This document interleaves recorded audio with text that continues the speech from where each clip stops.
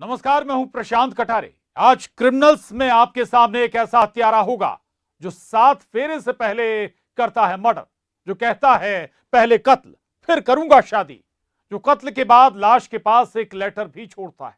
इस मिस्ट्री की तहकीकात के साथ ही एक और हत्यारा बेनकाब होगा जो कहता है एक कत्ल और मैं बन जाऊंगा वारिस। कहां पति ने पत्नी की लाश की चिता सजाई, रिश्तों की कब्र का राज भी खुलेगा और होगा थप्पड़ का बदला मर्डर।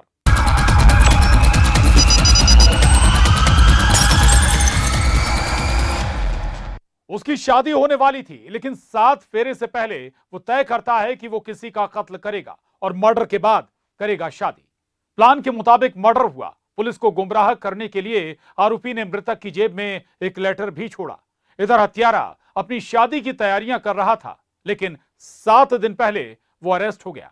आखिर मैरिज, मर्डर और लेटर की मिस्ट्री क्या है?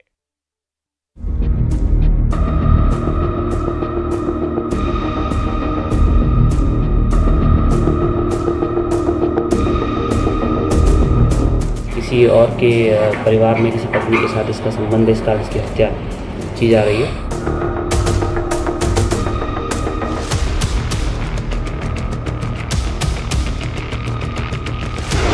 पहले कत्ल फिर करूंगा शादी।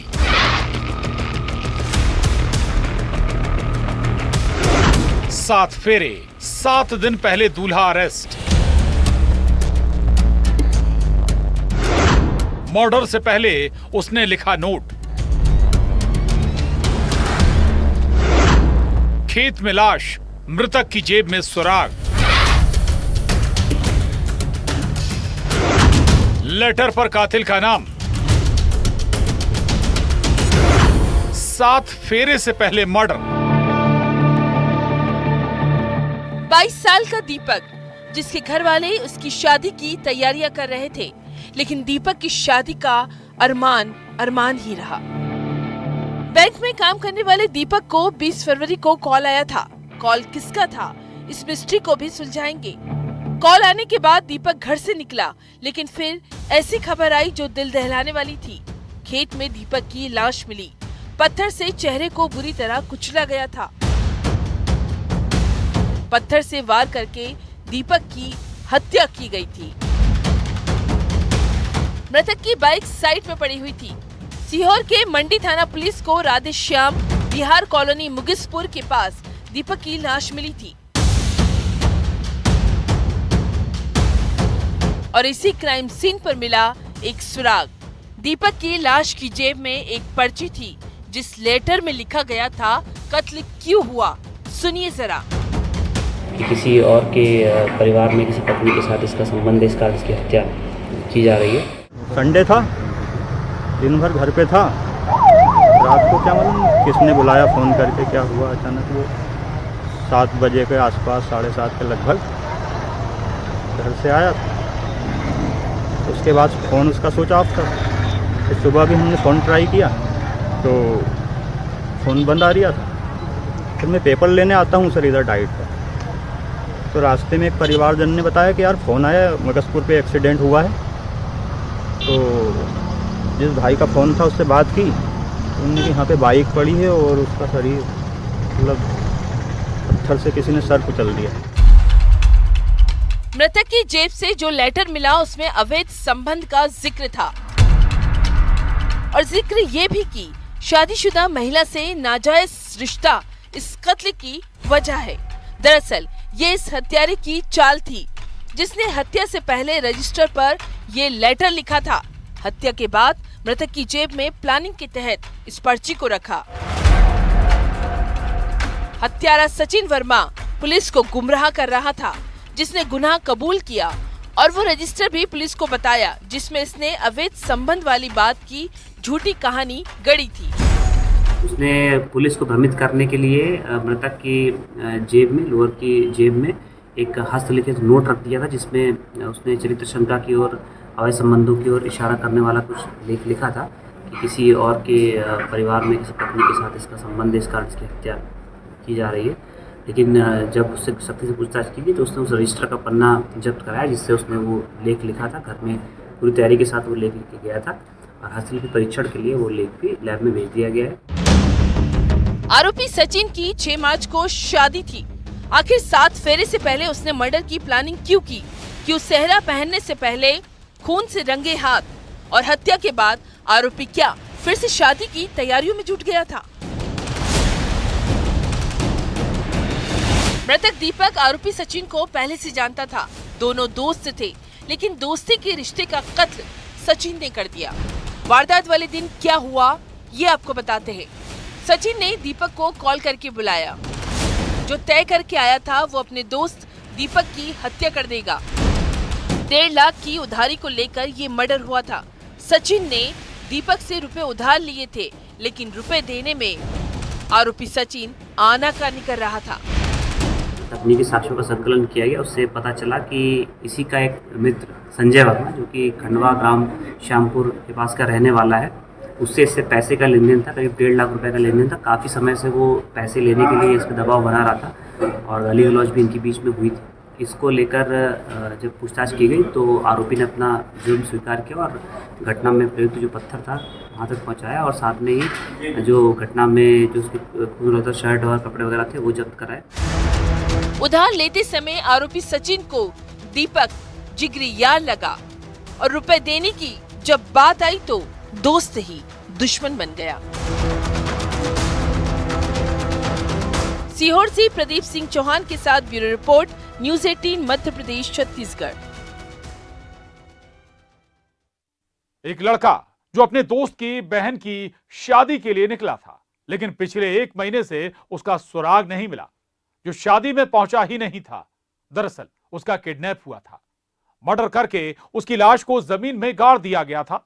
1 महीने बाद खुला हत्या का राज। आप भी देखिए ये चौंकाने वाला खुलासा, एक कत्ल, मैं वारिस बन जाऊंगा।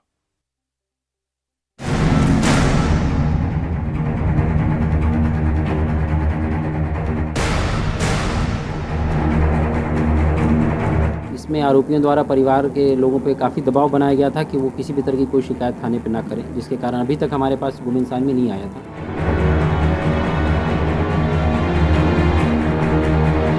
किडनैपिंग, मर्डर, 1 महीने से दफन राज। 1 महीने बाद मिला सुराग, वो गायब है।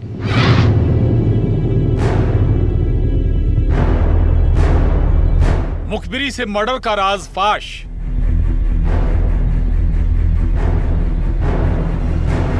टी शर्ट, कड़े ने दिया सुराग।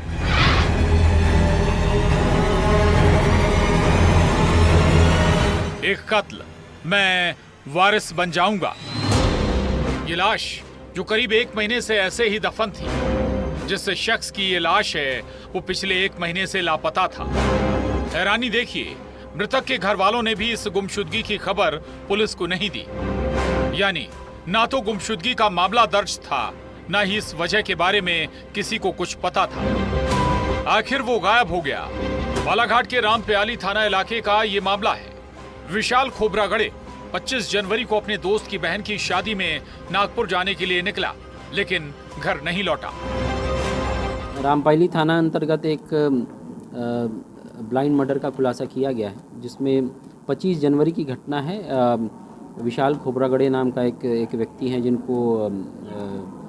जिनको गाड़ी में बिठाकर कहीं और ले जाया गया। घर वालों ने विशाल को तलाशा, कई जगह उसे ढूंढा, लेकिन घर वालों पर दबाव था कि वो विशाल की गुमशुदगी की रिपोर्ट दर्ज नहीं कराएं। लिहाजा मामला थाने तक पहुंचा ही नहीं। इधर पुलिस को मुखबिर से एक खबर लगी। वो खबर थी विशाल पिछले 1 महीने से गायब है, और शुरू हुई इस केस की तफ्तीश। तहकीकात में जो खुलासा हुआ वो हैरान करने वाला था। दरअसल विशाल का किडनैप हुआ था, उसकी गला दबाकर हत्या की गई। चरेगांव चौकी के लवेरी आमाखोली के जंगल में लाश को जमीन में गाड़ दिया गया था। प्रकरण बहुत ही गंभीर था और पुलिस के पास काफ़ी लेट से जानकारी पहुंची। लगभग 1 महीने बाद हमें एक मुखबिर ने ऐसी जानकारी दी कि विशाल की हत्या करके उसकी बॉडी को गाड़ा जा चुका है। तो इसमें इमीडिएटली हमने एक टीम गठित की और लगातार फॉलोअप करने के बाद अभी 3 आरोपी जो मारने में शामिल थे, हत्या कारित करने में शामिल थे, उनको राउंड अप किया है। मुख्य आरोपी अभी फरार है, पर मुझे लगता है बहुत जल्दी वो भी राउंड अप हो जाएगा। इसमें आरोपियों द्वारा परिवार के लोगों पे काफ़ी दबाव बनाया गया था कि वो किसी भी तरह की कोई शिकायत थाने पे ना करें, जिसके कारण अभी तक हमारे पास गुम इंसान में नहीं आया था। 25 जनवरी को विशाल का गायब होना और 22 फरवरी यानी करीब 1 महीने बाद उसकी गुमशुदगी की रिपोर्ट दर्ज हुई। लाश को जंगल से बरामद किया गया। टी शर्ट और कड़े से घर वालों ने मृतक विशाल की पहचान की। मुख्य आरोपी इसमें भीम खोबरागढ़े हैं और हम लोग उसको लगातार ट्रेस कर रहे हैं। मुझे लग रहा है बहुत जल्दी वो भी हमारी गिरफ्त। अब सुनिए सबसे चौंकाने वाला खुलासा। विशाल का कत्ल करने वाला कोई करीबी रिश्तेदार था। कत्ल का मास्टरमाइंड भीम खोबरागढ़े, जिसकी नजर विशाल की दौलत पर थी। विशाल जमीन जायदाद का इकलौता हकदार था। मास्टरमाइंड भीम दूर के रिश्ते का भाई है। अब ये तो मुझे लगता है कि मुख्य आरोपी के राउंड अप होने पे ही पूरा मोटिव क्लियर हो पाएगा। अभी तक जो पता चल रहा है वो है कि विशाल अपने पूरे खानदान का इकलौता वारिस था, प्रॉपर्टी भी उसके पास थी। तो और जो दूसरा मुख्य आरोपी है भीम, उसकी इच्छा थी कि इसकी मृत्यु के बाद पूरी संपत्ति इसके नाम पर हो जाए। तो इसीलिए इसने पैसे का लालच दे के बाकियों को भी अपनी टीम में मिलाया और उसके बाद इस घटना को अंजाम दिया। कत्ल के पीछे यही मोटिव था। वारिस विशाल का मर्डर होगा, हत्यारा भीम जमीन जायदाद का मालिक बन जाएगा। बालाघाट से श्रीनिवास चौधरी के साथ bureau report, news 18, Madhya Pradesh, Chhattisgarh. वो मर्डर के केस में आरोपी था, जमानत पर छूट कर आया था, जिसकी रंजिश की कई कहानियां थीं। उसका दोस्तों से भी झगड़ा होता था और फिर एक दिन उसका बेरहमी से कत्ल हुआ। फावड़े से कई वार करके उसे मारा गया था। किसी पुराने दुश्मन का काम नहीं था। कत्ल की वजह सुन आप भी दंग रह जाएंगे। थप्पड़ के बदले हुआ था ये मर्डर। पकड़ा न पुरानी रंजिश और हो गया उसका कत्ल।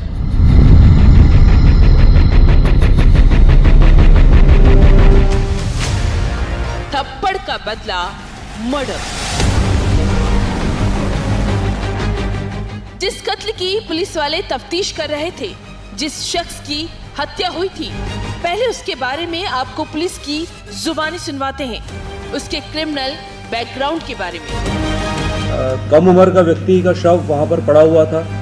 काफ़ी उसके चेहरे पर घाव थे और यह सनसनीखेज मामला था और निश्चित तौर पे एक ब्लाइंड मर्डर होने के कारण पुलिस के लिए एक चैलेंज था। जबलपुर के तिलवारा थाना इलाके में 19 फरवरी को नीरज लोधी की हत्या हुई थी। फावड़े से कई वार करके उसे मौत के घाट उतारा गया था। और अभी आपने जो पुलिस की जुबानी मृतक नीरज के बारे में सुना, तो जाहिर सी बात थी, पुलिस उन सभी एंगल्स पर जांच कर रही थी। यानी नीरज की हत्या के पीछे क्या कोई पुरानी रंजिश है? जो खुद मर्डर का आरोपी था, तो क्या उस मर्डर के केस से नीरज की हत्या का कोई कनेक्शन है? तीसरा एंगल था, क्या दोस्तों से विवाद हत्या की वजह थी? चौथा एंगल, क्या जमीन जायदाद की कोई कहानी थी? लेकिन पुलिस की सारी थ्योरी फेल हो गई। ये व्यक्ति जो नीरज लोधी था, इसकी पहचान हुई, इसके परिवार वाले आए और कई एंगल्स में पुलिस को भटकना पड़ा इसके पीछे, क्योंकि ये इसका खुद का भी इतिहास थोड़ा सा एक ये मर्डर में आरोपी रहा था। इसके पारिवारिक झगड़े भी थे। इसके जो मित्र थे उनसे भी कई संदेह की बातें सामने आ रही थी। पुलिस के हाथ न तो हत्यारे का सुराग लगा, न कत्ल की वजह का पता चल रहा था। इसी बीच एक नाबालिग लड़के से पुलिस ने पूछताछ की थी, क्योंकि मृतक नीरज लोधी की जहां लाश मिली थी, वो आखिरी बार पान की दुकान गया था। सीसीटीवी फुटेज खंगालने पर पुलिस को लगा पान दुकान चलाने वाला नाबालिग लड़का शायद कत्ल का कोई क्लू जानता हो। और इस बच्चे के साथ में कई बार पूछताछ हुई, लेकिन वो इतना मासूम था कि ऐसा शक भी नहीं हुआ। फिर मुखबिर पीआई साहब ने लगाए। क्राइम ब्रांच की टीम ने, इसमें एएसआई धनंजय और टीम है, इन्होंने बिल्कुल लगातार काम किया और इसको वारदात को खोज निकाला। नीरज लोधी के मर्डर में जो खुलासा हुआ वो हैरान करने वाला है। जिस नाबालिग लड़के से पूछताछ हो रही थी, असल में उसी ने नीरज का मर्डर किया था। कोई पुराना इंतकाम नहीं था, बल्कि नीरज का उस रोज पान की दुकान चलाने वाले नाबालिग लड़के से विवाद हुआ था। जब ये खुलासा हुआ तो बड़ा ही अलग ढंग से हुआ। इसमें अचानक ही इसका एक झगड़ा वहीं एक पान के टपरा चलाने वाला एक कम उम्र का लड़का उससे हो गया था। ये अमूमन शराब पीने के लिए वहाँ पर अक्सर आता था और उससे ग्लास और पानी मांगने को लेकर विवाद हुआ। इसने उसके साथ गाली गलौज धक्का मुक्की कर दी, तो रोश में आके उसने एक फावड़ा उठा के उसको मार दिया और झगड़ा बढ़ गया तो कई वार कर दिए, तो ये मौके पर ही मर गया। शराब के नशे में धुत नीरज ने झगड़े में नाबालिग लड़के को थप्पड़ मारा और नाबालिग लड़के ने तेश में आकर उसकी बेरहमी से हत्या कर दी। कत्ल के बाद मोबाइल से सिम निकाली और जला दी। मर्डर की ये वारदात हैरत में डालने वाली है। जबलपुर से प्रतीक अवस्थी के साथ bureau report, news 18 Madhya Pradesh Chhattisgarh. एक इलाके में लोगों को धुआं उठता दिखाई देता है। वहां कुछ था जो जल रहा था। पुलिस की टीम मौका वारदात पर पहुंची। उस चिता में एक महिला की लाश को जलाया जा रहा था। महिला का मर्डर हुआ था। आखिर हत्यारा कौन और कत्ल क्यों हुआ?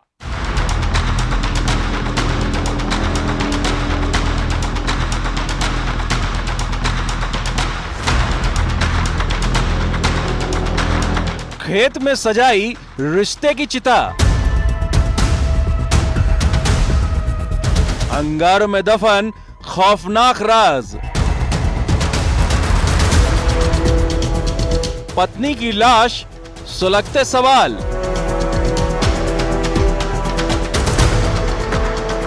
शोलों से आए आवाज मैं यहां हूं।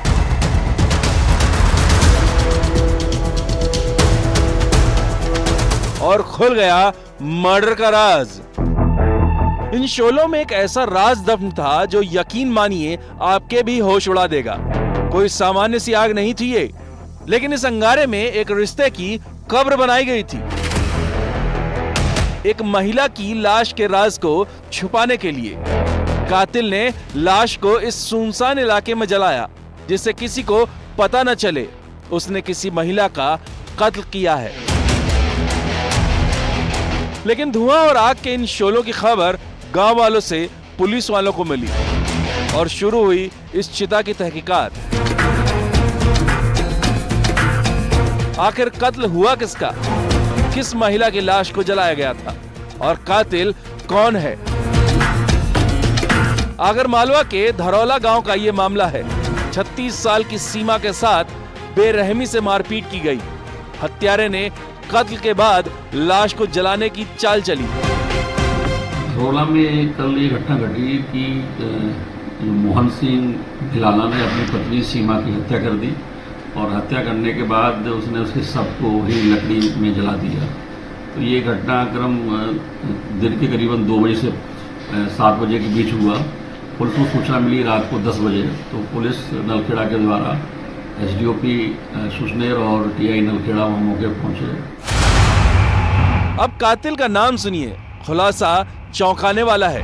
36 साल की सीमा की हत्या उसके पति मोहन ने की थी और हत्या का यह राज लाश से उठ रहे धुएं से लोगों को पता चला। गांव वालों की समझ नहीं आया आखिर खेत में आगजनी की यह घटना क्या है। इन अंगारों में कुछ हड्डियां पुलिस को दिखाई दी, इंसानी खोपड़ी भी, और फिर हत्या का यह राज खुला।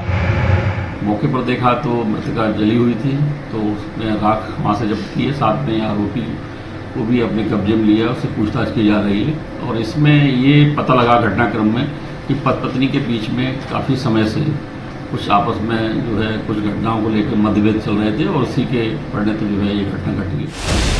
पुलिस ने आरोपी पति मोहन को गिरफ्तार किया। दरअसल पति पत्नी के बीच अक्सर विवाद होता था।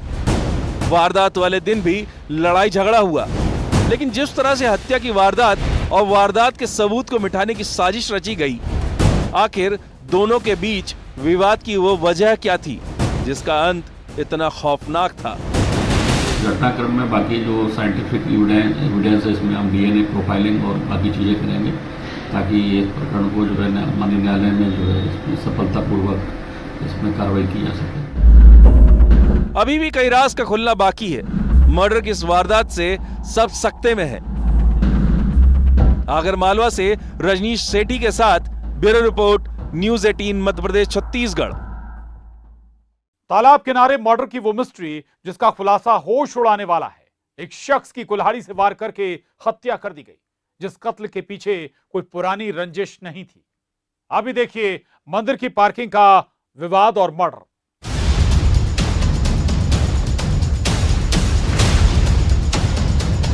किसी कत्ल के पीछे की वजह अक्सर खौफनाक होती है, लेकिन राजनांदगांव के डोंगरगढ़ थाना इलाके की मोहारा पुलिस जिस कत्ल के केस की तफ्तीश कर रही थी, वहां हत्या की वजह हैरान करने वाली है।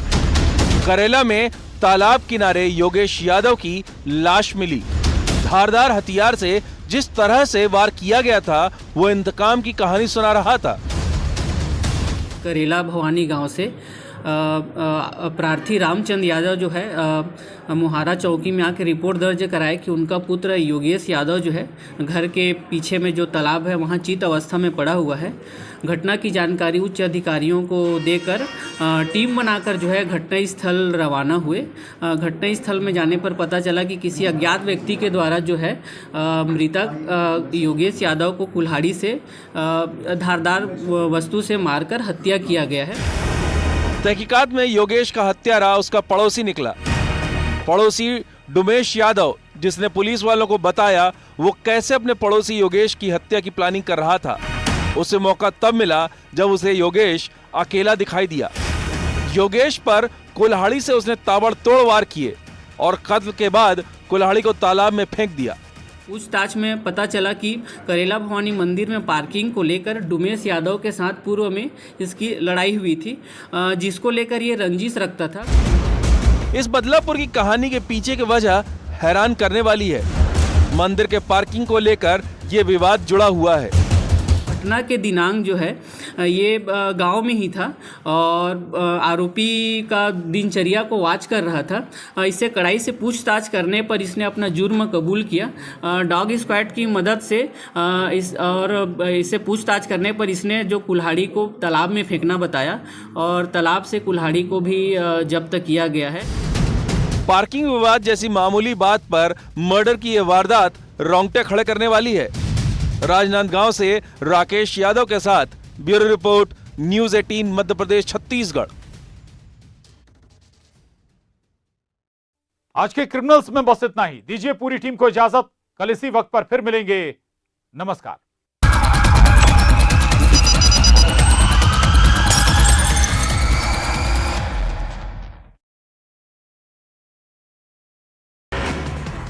कर्नाटक के